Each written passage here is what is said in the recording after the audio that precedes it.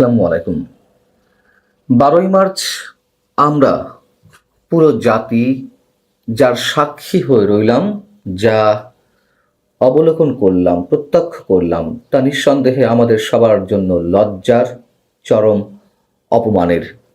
অনেকেই হোঁচট খেয়েছেন, অনেকেই বিস্মিত হয়েছেন, অনেকেই আশ্চর্য হয়েছেন, অনেকেই যন্ত্রণায় কাতর হয়েছেন। ত্রয়োদশ জাতীয় সংসদের প্রথম অধিবেশনের প্রথম দিনেই ইতিহাস সৃষ্টি করল বিএনপি, যে ইতিহাস আমাদের সবার জন্য অপমানের, চরম গ্লানির।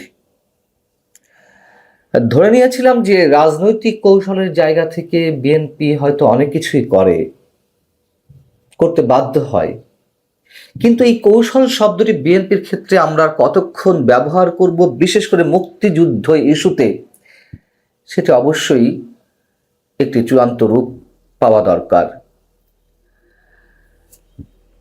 কোন বিষয়ে প্রিয় দর্শক কথা বলতে চাইছি নিশ্চয়ই আপনারা বুঝতে পারছেন। ত্রয়োদশ জাতীয় সংসদের প্রথম অধিবেশনের উদ্বোধনী দিনে বিরোধী দলীয় উপনেতা এবং জামায়াতের নায়েবে আমির সৈয়দ আবদুল্লাহ মোহাম্মদ তাহের শোক প্রস্তাব উত্থাপন করেন তাদের জায়গা থেকে, এবং সেখানে তিনি বলেন যে অতীতে মন্ত্রী ও গুরুত্বপূর্ণ দায়িত্ব পালনকারী একজন ব্যক্তির নাম তারা শোক প্রস্তাব অন্তর্ভুক্ত করতে চান। তিনি বলেন যে দেশের রাজনীতি এবং জনজীবনে গুরুত্বপূর্ণ ভূমিকা রাখা এসব ব্যক্তিত্বের অবদান বিবেচনায় তাদের নাম শোক প্রস্তাবে যুক্ত করা উচিত। কাদের নাম যুক্ত করলেন বা করতে চাইলেন, প্রস্তাব দিলেন?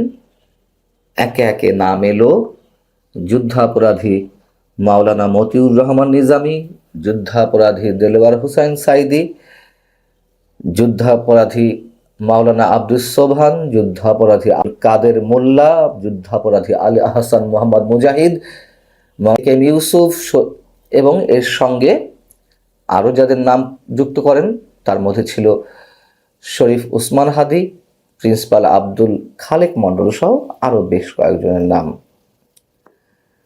এছাড়া জুলাই আন্দোলন এবং শাপলা চত্বরে যারা নিহত হয়েছেন তাদের নামও শোক প্রস্তাবে অন্তর্ভুক্তর দাবি জানানো হয়, আহ্বান জানানো হয়, এবং সাথে সাথে জবাবে আমাদের নতুন স্পিকার বীর বিক্রম হাফিজউদ্দিন সাহেব তিনি বিরোধী দলের পক্ষ থেকে, জামাতের পক্ষ থেকে যে নামগুলো যুক্ত করার প্রস্তাব করা হয় শোক প্রস্তাবের জন্য, তিনি তা প্রস্তাবে অন্তর্ভুক্ত করে নেন। মানে স্পিকারের এই ধরনের জবাব বা সম্মতির সঙ্গে সঙ্গে আমার কাছে ওই মুহূর্তে মনে হচ্ছিল যেন আমাদের সব শহীদরা লজ্জায় অপমানে তাদের মাথা আরো একবার হেট করে ফেললেন, প্রচন্ড একটা কাঁপুনিতে তারা জড়িয়ে পড়লেন। আমাদের এই স্পিকার তো মুক্তিযোদ্ধা, শুধু মুক্তিযোদ্ধাই নন, তিনি বীর বিক্রম। তিনি যখন স্পিকারের আসনে রয়েছেন, কি সাবলীল ভাবে সাথে সাথে এইগুলো তিনি মঞ্জুর করে নিলেন। কেউ প্রশ্ন করতে পারেন যে এই বিএনপি তো সেই আলী আহসান মোহাম্মদ মুজাহিদ কিংবা মতিউর রহমান নিজামীর হাতে দেশের পতাকা তুলে দিয়েছিল তাদেরকে মন্ত্রী বানিয়ে। হ্যাঁ, সত্য কথা, জাতীয় সংসদে তারা এমপি হয়ে বক্তব্য দিয়েছেন, মন্ত্রী হিসেবে বক্তব্য দিয়েছেন, তাদের গাড়িতে স্বাধীন বাংলাদেশের পতাকা পথ পথ করে উড়েছে, সবই সত্য কথা। তারপরেও যুক্তি খাতিরে আমরা অনেকে বলার চেষ্টা করছিলাম যে না, রাজনৈতিক কৌশলের অংশ হিসেবে তারা এটি করেছে।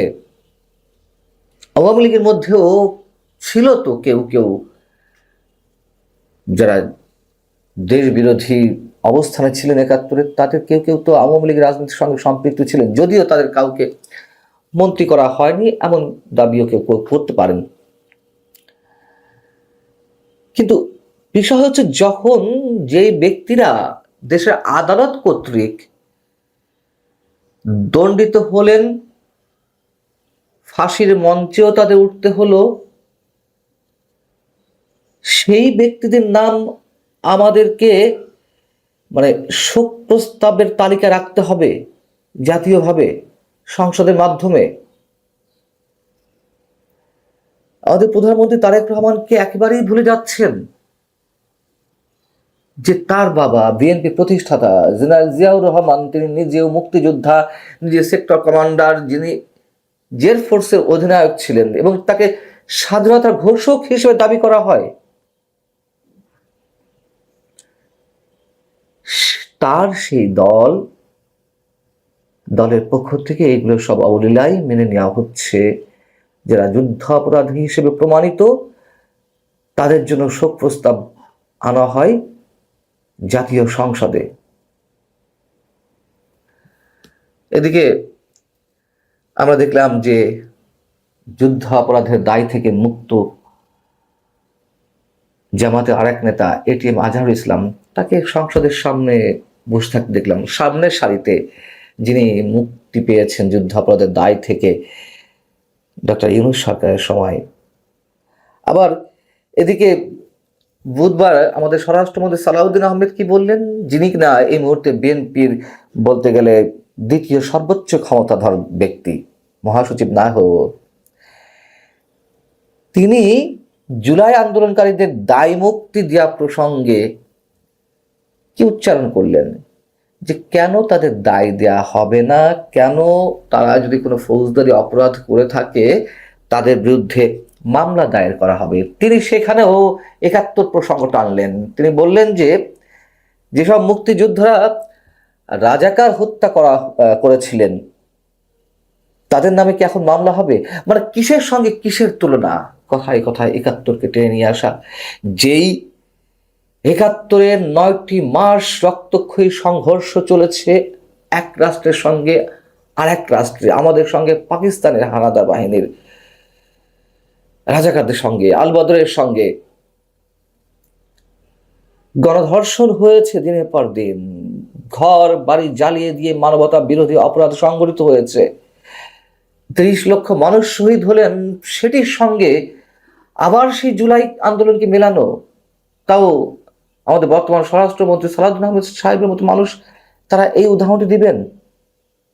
বলতে পারেন যে না, আমরা জুলাই আন্দোলনে যেসব ফৌজদারি অপরাধ হয়েছে তাদের সেগুলো কোনো বিচার করব না, কারণ মামলা হবে না, দায় মুক্তি দেওয়া হয়েছে, ঠিক আছে, পুলিশ হত্যার বিচার হবে না, বলুন যা ইচ্ছা তাই।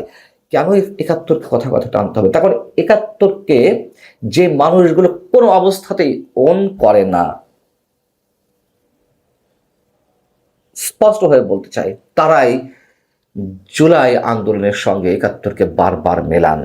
এবং এই যে আমরা অভিযোগ করে আসছি এনসিপি বা সাবেক সমন্বয়ক বা জামাতে ইসলামী কিংবা আরো যারা রয়েছেন, তারা ২৪কে স্থান দিতে চায় ৭১-এর উপরে, ৭১-এর সব কিছু ম্লান করে দিতে চায়। আমরা মাঝে মাঝে বিএনপি নেতাদের বক্তব্য শুনতে পাই, আহা কি চমৎকার লাগে। তারা বলেন যে ৭১-এর সঙ্গে কোনো কিছু তুলনা হবে। এইগুলো কি হচ্ছে, কি হচ্ছে? এইগুলা ইতিহাস কাউকে ক্ষমা করবে না, এটুকু আমরা নিশ্চিত। ভালো থাকুন সবাই।